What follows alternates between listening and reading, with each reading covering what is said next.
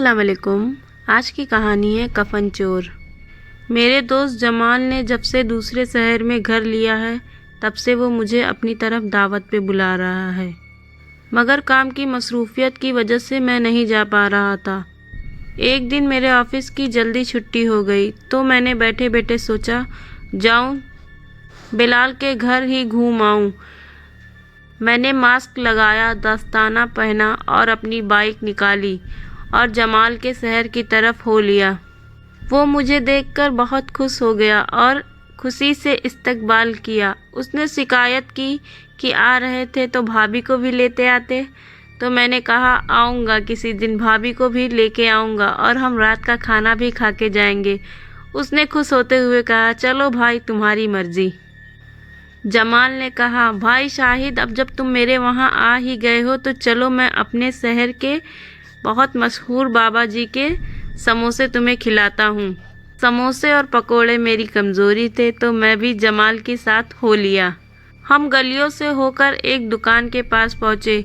उस दुकान पे बहुत भीड़ थी, कई लोग कुर्सी पे बैठ के समोसे खा रहे थे। जमाल मुझे वहाँ बैठा के अंदर दुकान के मालिक से सलाम दुआ करने चला गया। तभी मैंने देखा कि जमाल के साथ एक बुजुर्ग आ रहे हैं जिनकी उम्र 60-65 साल के आसपास थी। वो मेरे पास आए और सलाम दुआ की और कहा भाई शाहिद, जब से जमाल तुम्हारे दोस्त इस शहर में आए हैं उनसे हमारी बहुत ज़्यादा दोस्ती हो गई है और तुम उनके दोस्त हो तो हमारे भी दोस्त ही हुए, लिहाजा आज समोसे और चाय की दावत हमारी तरफ से। बाबा जी, जिनका नाम साबान था, उन्हें लोग प्यार से बाबा जी कहते थे, उन्होंने बहुत इस्तकबाल हमारा स्वागत किया और हमें कहा कि चलो भाई अंदर चलकर बैठो।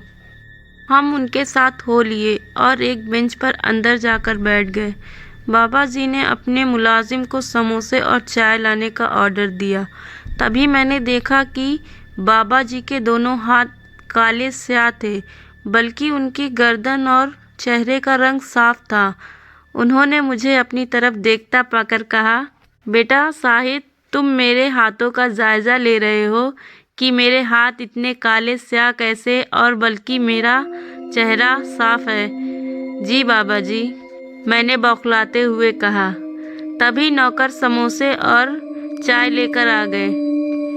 बाबा जी ने समोसा खाने का इशारा करते हुए कहा बेटा, मेरे हाथों और चेहरों में ये फ़र्क कैसा है ये मैं तुम्हें बताता हूँ। मैं तुम्हें एक दास्तान सुनाने जा रहा हूँ जो कि मेरी अपनी है और एकदम सच्ची है। आज इस शहर में जो मेरी इज्जत है और जो मुकाम है वो भी इस दास्तान का हिस्सा है। तो बेटे शाहिद और जमाल, मेरी बातें गौर से सुनना। बाबा जी का लहजा पुरस्कार होता चला गया। बेटा, आज से 20 साल पहले मैं एक कफन चोर था। मेरे और जमाल के हाथ से चम्मच छूटकर प्लेट में गिर गए। हम दोनों घबराकर एक दूसरे की तरफ देखने लगे। बाबा जी की धीमी मगर पुरस्कार आवाज़ आई, बेटा समोसे खाओ और मेरी बात भी सुनते रहो, साथ चाय भी पीते रहो। चले सुनाए बाबा जी, हम दोनों ने एक साथ कहा।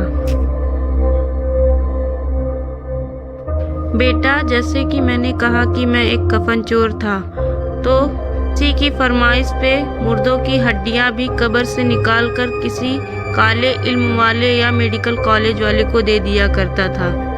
मेरी शादी को 3 साल हो चुके थे।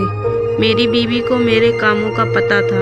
वो मुझे राह राज पे लाने के लिए मुझे ताकीद किया करती थी, मगर मैं उसे कभी झिड़क देता तो कभी मार पीट कर चुप करा दिया करता था। एक बार करीब 2 हफ्ते तक ना तो मुझे कोई कफन मिला और ना ही किसी काले इल्म वाले ने मुझसे कोई मुर्दे की हड्डी खरीदी। याद रहे बेटा कि ये काम मैं यहाँ से 40 किलोमीटर दूर किया करता था। हमने किराए पे एक झोपड़ी भी ले रखी थी। ये उस दौर की बात है जब टच मोबाइल या मोबाइल नहीं हुआ करते थे। सादा से मोबाइल भी किसी के पास ही हुआ करते थे। ये काम मैं रात के अंधेरे में करता था जब कब्रिस्तान का चौकीदार सो जाया करता था। कई दिन हो गए थे मुझे कोई कफन नहीं मिला था। घर में फाके पड़ने लगे। बीबी मुझसे बार बार कोई ढंग का काम करने के लिए कहती और मैं उससे झूठ मूठ की तसल्ली देकर दिलासा देते रहता। एक बादलों भरे दिन एक कब्रिस्तान की तरफ मैंने एक जनाजा जाते देखा। ये देखकर मैं खुश हो गया। मैं अक्सर मुंह पर कपड़ा बांधे कई कब्रिस्तानों के चक्कर लगाया करता था कि कहीं से मुझे कोई अच्छी खबर मिल जाए। किसी की मौत मेरे लिए अच्छी खबर होती थी। बाबा ने सर्द आ भरकर कहा। खैर, कब्रिस्तान की तरफ जाता जनाजा देखकर मैंने कहा कि आज रात ही जब कब्र की मिट्टी नरम होगी तभी मुझे अपना काम करना है। ये जनाजा किसी अमीर शख्स का था। जाहिर सी बात है तो कफन भी अच्छी क्वालिटी का होगा, मैंने यही सोचा। तो बच्चों मैं घर वापस आ गया और सारा दिन आराम किया। शाम के टाइम हल्की बूंदाबांदी होने लगी, हवा भी चल रही थी। इशा के बाद बिजली भी चमकने लगी। रात 11 बजे मैं कुदाल और मुख्तलिफ सामान लेकर कब्रिस्तान की तरफ बढ़ने जा रहा था। तभी बीबी मुझसे मेरे सामने हाथ जोड़कर खड़ी हो गई और कहा, साबान, खुदा के लिए ये काम ना करो, ये काम छोड़ दो। मैंने उसे झिड़क कर एक तरफ कर दिया और मैं कब्रिस्तान की तरफ चल पड़ा।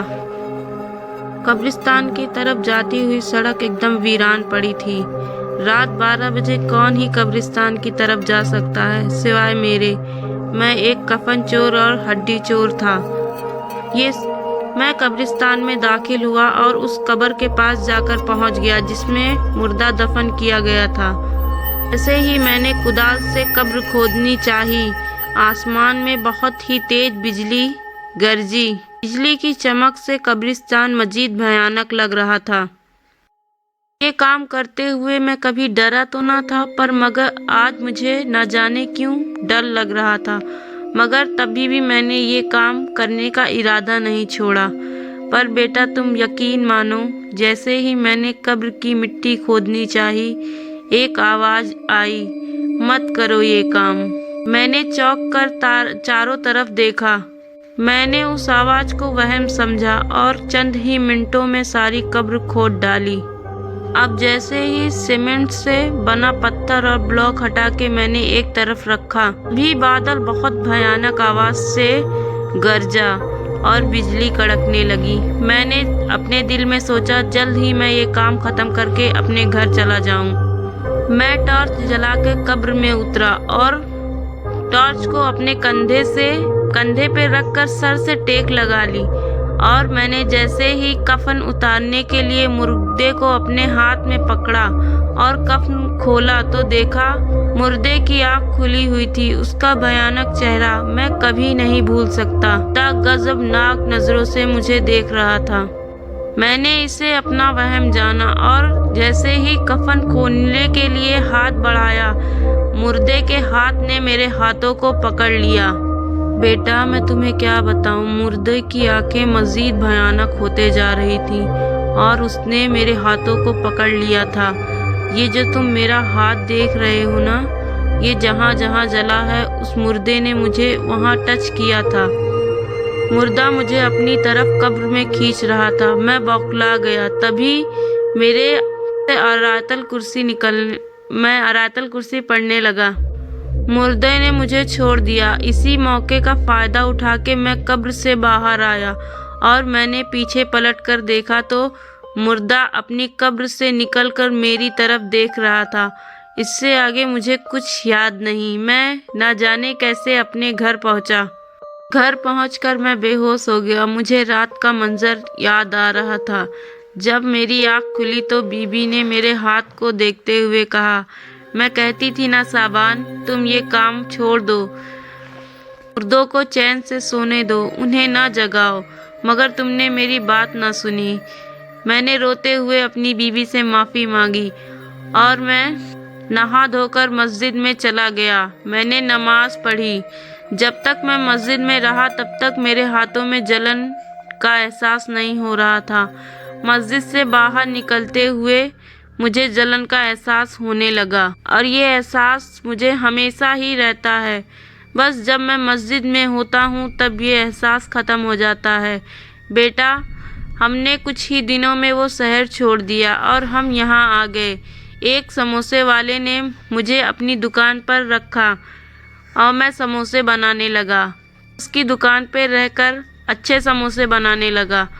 फिर मैंने अपनी ही दुकान कर ली।